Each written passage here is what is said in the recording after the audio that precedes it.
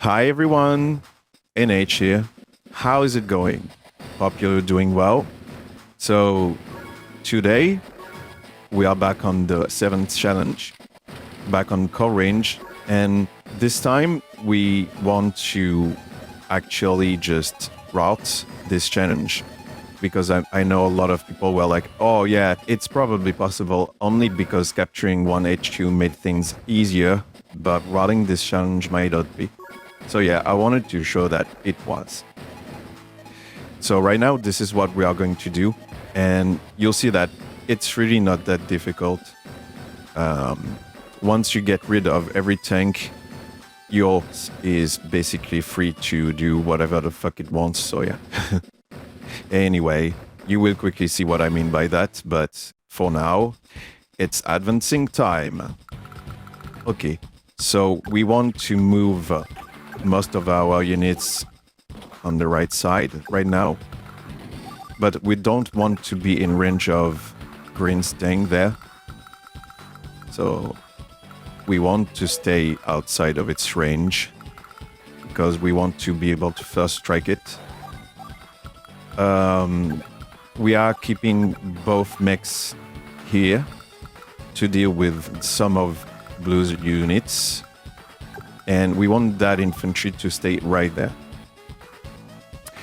That right there is to make sure that the tank and Yati goes down because it sees it as closer. Because if we move it there, for example, then this is the unit that will be seen as closer there. So yeah, we are forced to do this, but that's okay because we can just move through the mountain the next turn and just place it safely outside of the of these units range. So yeah.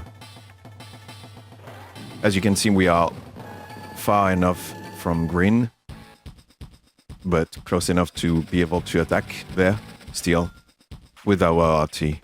So this is what we are going to do. And yeah, to be faster, I need to do this and just get a good rock roll there. And do the same there. Get a good rock roll to make sure that this doesn't do too much damage to my recon. I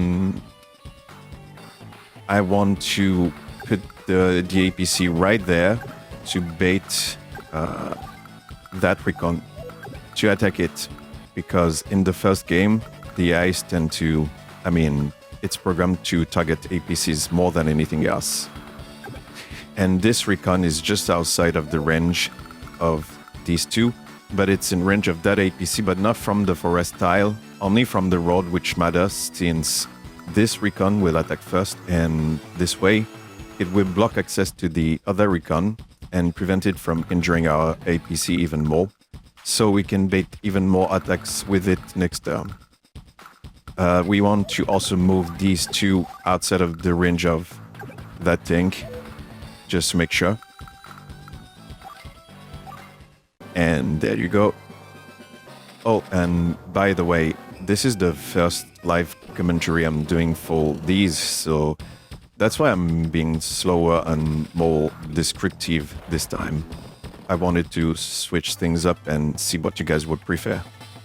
And yeah, we got exactly what we wanted out of these two recons.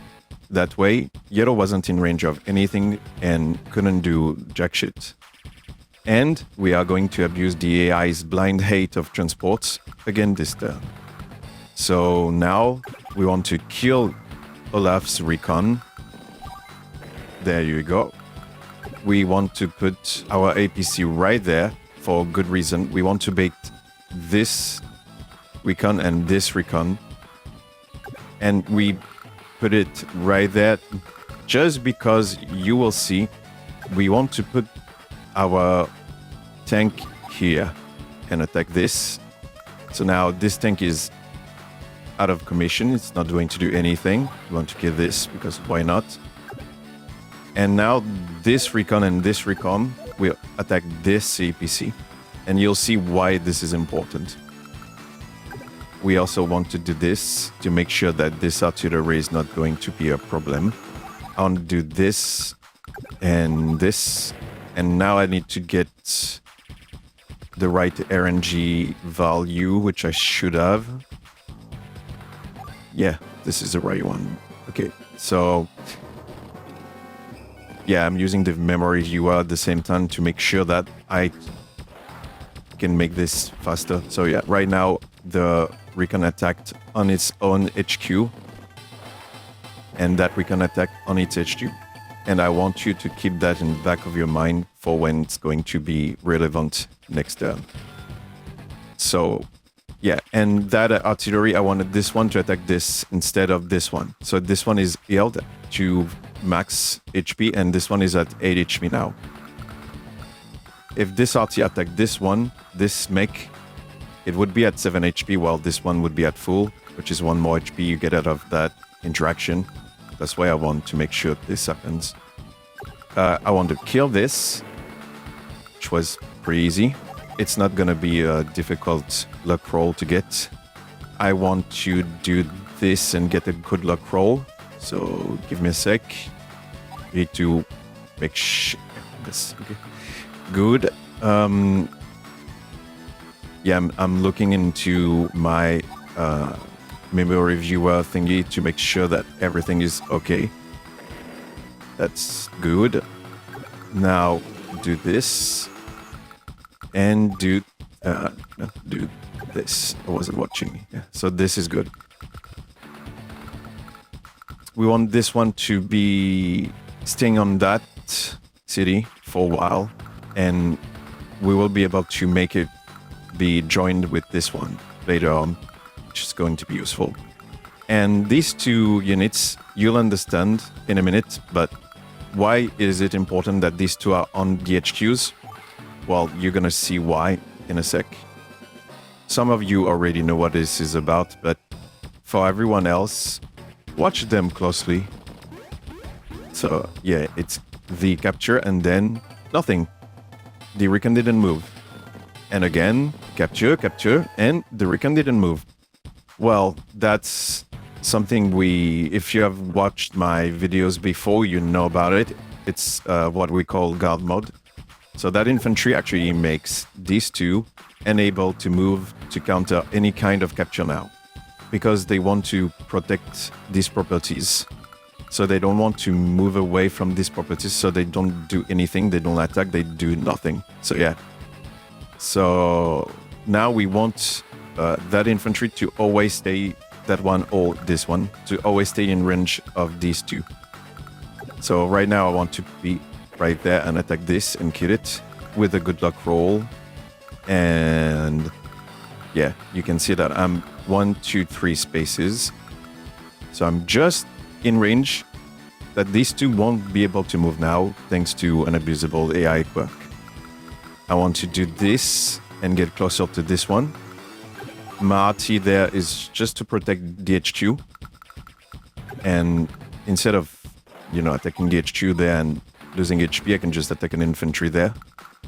I want to do this, which will force a join there, and get my mechs closer there.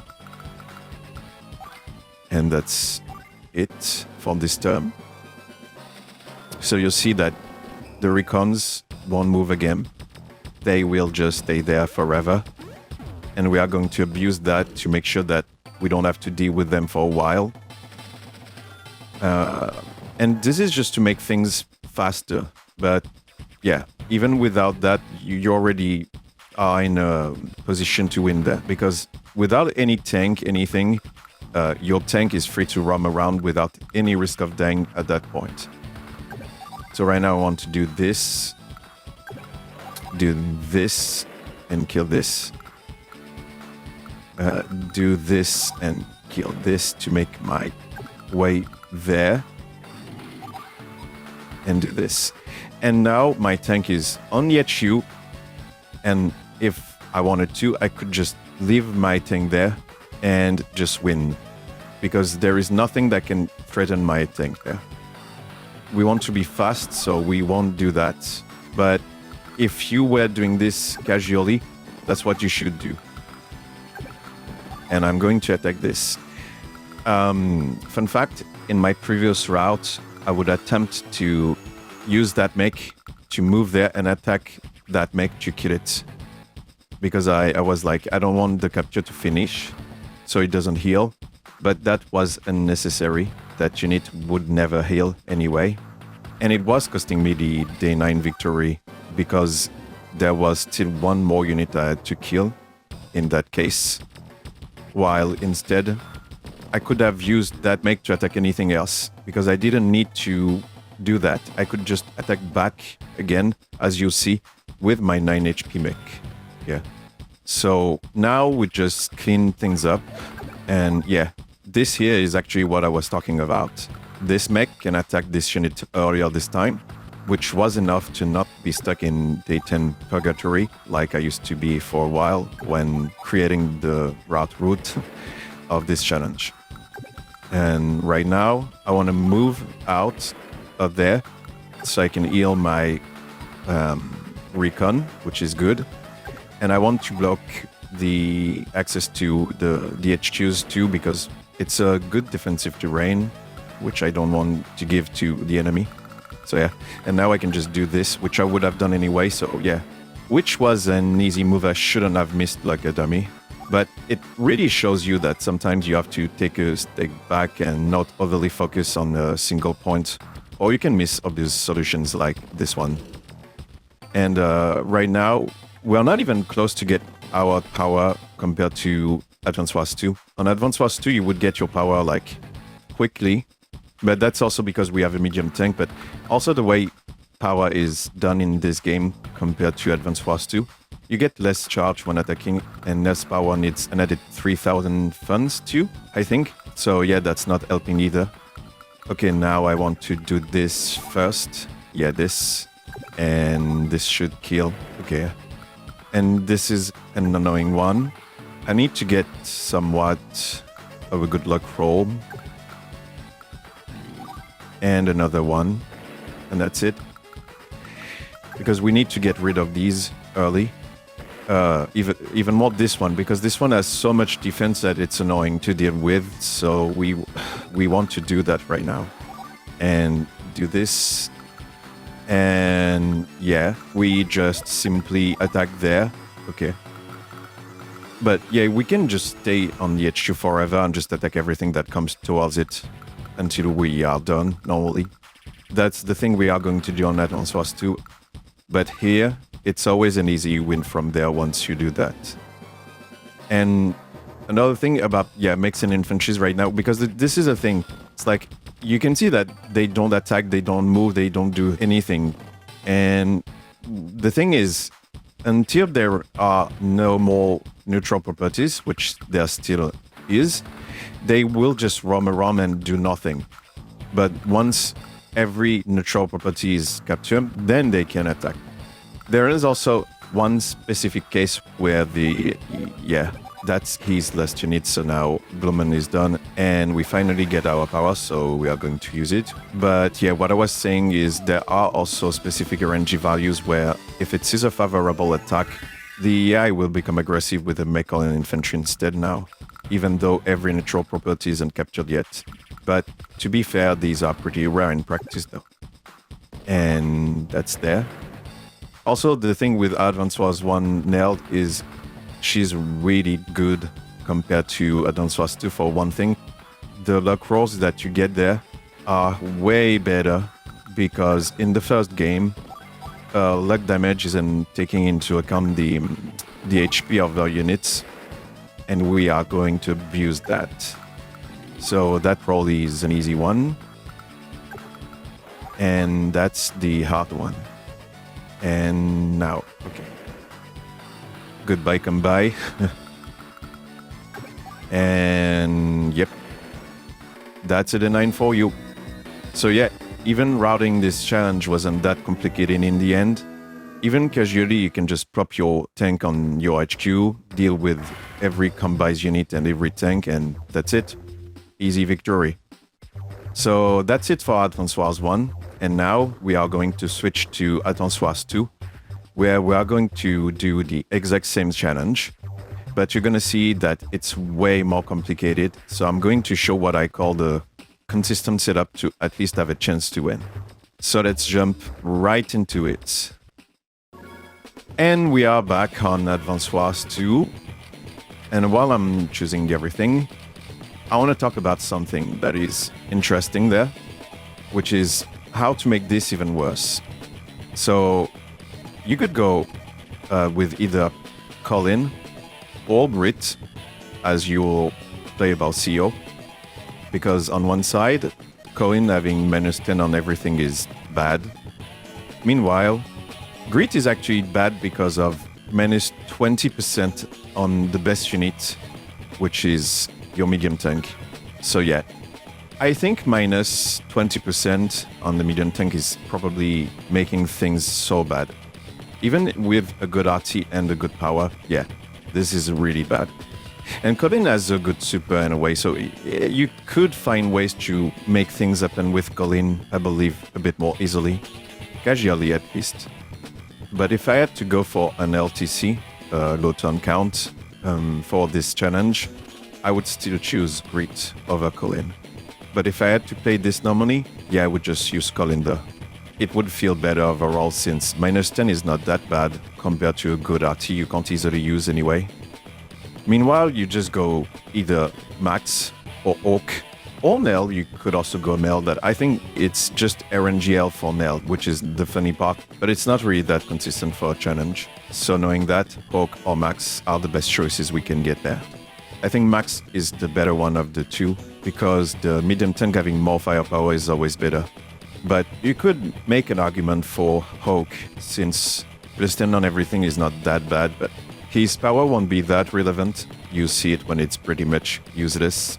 And you have to make sure the AI is going to use the RT well, which is, it's not going to here. And also mechs are not going to be that much of a threat either, so yeah. I think the +20 is more important. Combi and Sturm. And Sturm is really good, I think, on that map, because good defense, offense, and movement, yeah, it's just that. You will just get swarmed by extremely good units right away, and you will struggle to do anything. But that's not even the worst idea. I think that's bad, but that's not the worst. Now, if you go 3 Combi or 3 Sturm, yeah, good luck with that. I think it's not impossible, but I think it's not doable. What I mean by that is like, yeah, if you TAS the shit out of this, yeah, I could find a way, but without any external tool to help, even just playing normally with safe states would be harsh. Now, another idea, you just go 5 properties to win, and you just either have Combi or Sammy as the blue player, or you could also go with the yellow player. That could work. It works as long as you have a CO that's good at capturing up there. And then Sturm as yellow and green, or green and blue. So either way, units are right away in your face. And now, yeah, good luck with that. Because this is, I mean, just imagine, 1 property is not that bad, but getting 2 properties, you will struggle to get 2. If it was just 1 more, yeah, maybe this one you could get it. But 2, while also making sure your mechs don't die, yeah, it's gonna be... I'm not saying it's impossible, but... And on top of that, you also have to protect your HQ. You have to make sure that these properties are not taken from any player. I mean, this is going to be hard. I'm not saying it's as bad as 3 Combi, but it's another idea that you could make as a challenge if you wanted to render this more complicated. So right now I'm going to show you the consistent setup I found to make this easier. I'm not saying you can win 100% of the time, but it's extremely close to 100%. Anyway, right now we want to move everything to the right, but safe from Rin's units. And we want our recon specifically right there, because that way you can bait blue to go down instead of going right, which is important. Because now blue is going to be stuck for a while doing all of this until it gets out and then gets to you, which is better. So yeah. And it doesn't matter, you can have bad luck, good luck. You will see for the 5 first turns, it won't matter. The point being, we want our medium tank to be put on our HQ and be safe. And you see what I mean by safe. And there is only one way for this to go wrong, and it's you have to be like the most unlucky motherfucker on the planet to have the following turns go that wrongly for you, because damn, this is hard to fuck up at that point. So now I want to attack that with the medium tank. And as you can see, 76% as the minimum damage possible. Then we attack with the entire and 24%. So it's always 100% there. So I can always kill. And even if I was not able to kill, it would just put it in repair mode instead, which would make the unit flee. So it would always be okay. And I want to put my thing there, my RT there, move that make there, and move our recon there. Finally, and we are good to go now. Also, the previous turn, I wanted my tank to not be in range of Green's tank, so that's why it was just a bit up. But that's pretty obvious. I don't want to get attacked too early. So yeah. And in the end, it doesn't matter the enemy movements, anything. I've tested this for a while and I've made sure this was standardized, so that way it should always work. Even if you have the worst luck ever, it should. Now I want to attack there, and it doesn't matter, even if you don't kill it, you should put it in repair mode. There. You move there, that make, you move your indirect there. You go and capture. This is important. You want to capture there. And you move there. This is just to prevent blue to even be able to attack anything. Right now, the entire is not in range, so you could technically just do something else. But that's not always the case, so yeah. And there you go. And now we should lose almost everything outside of one unit, which is our artillery. And from there, well, we can just move the medium tank on the HQ and be safe. For the most part, you'll see. So yeah, that's a one-shot. That's a one-shot always too. And normally, combined medium tank should always do 99% to 107% in that case, if I remember well my cards. And because we attacked the entire, even if we do max damage, we still get enough guaranteed retaliation damage on our tank, which is important there. That's why we do this, by the way. It's to make sure the tank is always dead from the medium tank. Also, right now, I'll just attack whatever, since it doesn't really matter for the setup, but I would advise going for the same entire or blues medium tank, because everything else will either heal or won't be a threat anyway. And yeah, we just finally move our medium tank on the HQ, and which should be okay now. Now it doesn't matter. Whatever happens, we don't need it to do anything else. It's your best shot, protecting both the HQ and the unit. And the important part is exactly that. The yellow artillery right there. We did everything to make sure we could starve forever and it would never be able to attack us. That's also why we wanted it there, because it's able to do 1, 2, 3, 4, 5 and just put itself here. And we made sure that these two would not go there. So we made it so this green tank was there attacking the mech there, which was capturing on purpose, and that medium tank to attack and kill the tank always, because it sees a kill and wants to kill it. So that's why we did things the way we did. And right now, your best bet is to attack the artillery of all things. You don't want to attack anything else, just in case. This way you don't get any chip damage back during this specific turn, for one specific case. Because now there is a small chance that the mech up there, the blue mech, doesn't go down. And that's the only case where it's kind of dangerous. And I'm showing it to you just so you guys know. But in that case, yes, you get attacked. And it's kind of effy there. It's a healthy combined medium tank after all. But you have your power. So you can just pop the power. And unless you get the worst luck ever, which I'm going to show you right now. But yeah, if your medium tank gets a low roll for its counterattack, which goes from 23 to 31% damage, I think. And you also get a low luck roll during your power, anything between 0 to 6%, thus getting any damage combination that would leave the opposing tank with 5 HP, like right there, then you lose. This is because it's the only case where it will attack you again and lower your tank's HP down too much now.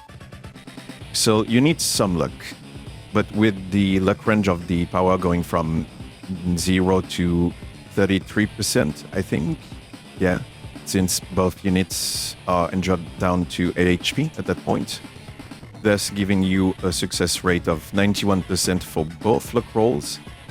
If you don't get it, and you have to get the rare, like mech not going down, which is extremely rare too. So you have to get that and that to go wrong, which is not happening anytime soon. So I believe it's fair to call this consistent, because losing in that case is so rare. Though you still have to not be bad and do the famous egg throw. You will have to keep your medium tank for a while on your HQ, being cautious about every attack you make, which means you shouldn't hesitate to just, not attack by waiting with your unit and ending that turn early to fully heal before facing the next unit. And also target any unit on the road tile first to force the opposing tanks to always put themselves where there is no defense, instead of like forest ties and stuff where, the threatening units will be able to stay healthy more easily, retaliate harder, and be tempted to attack you more often. So yeah, that mech, if it goes down, don't hesitate to attack it first, for example. Otherwise, just, always focus there first if possible instead. And then you can take care of anything on the other ties if no unit went there. But yeah. In any case, your priority when attacking goes to targeting units like combined artillery and the opposing medium tanks first. Then the mechs, of course, because you don't want them to capture your HQ. And then it's just smooth sailing from there. And I could obviously show you everything, but it would be a 30 plus turns slog of me just attacking one unit at a time, which is pretty self-explanatory and not interesting to watch, even if I were to make a shorter killing montage. Plus, this is a perfect cliffhanger for something else. After days of looking through IDs and abusing RNG like crazy, I was able for this particular challenge on this game to lower this down to a day 14 victory. So if you are interested in watching that, tell me in the comments if you want to see the other AW2's version of this challenge being beaten as fast as possible, and also if you enjoyed the more direct commentary for once, or prefer the regular prepared one I've always been doing back then. And I know some of you might wonder why I'm saying this is way harder on this game. Well, day 14 is barely possible and needs some insane odds. And I was only able to finish with 3 units left, saving any more than that seeming unrealistic. You're also forced to rout the enemy. Cheesing the map by getting any HQ is out of the question. In comparison, in AW2's 1, you saw how easy it was. even when going for an enemy route only run. And I know we give Mangs some flack about these, though it feels like he mostly wanted to share that cool info about units being CO dependent on pre-deployed maps. But had he went with AW2's 2, yeah, the struggle would have been real. And I don't even want to imagine if he went full combi or storm on us instead. Yeah, no thanks. Anyway, with that said, I hope you guys are doing well. Thanks for watching and for your continued support. It's always appreciated. And see you later. Bye, everyone.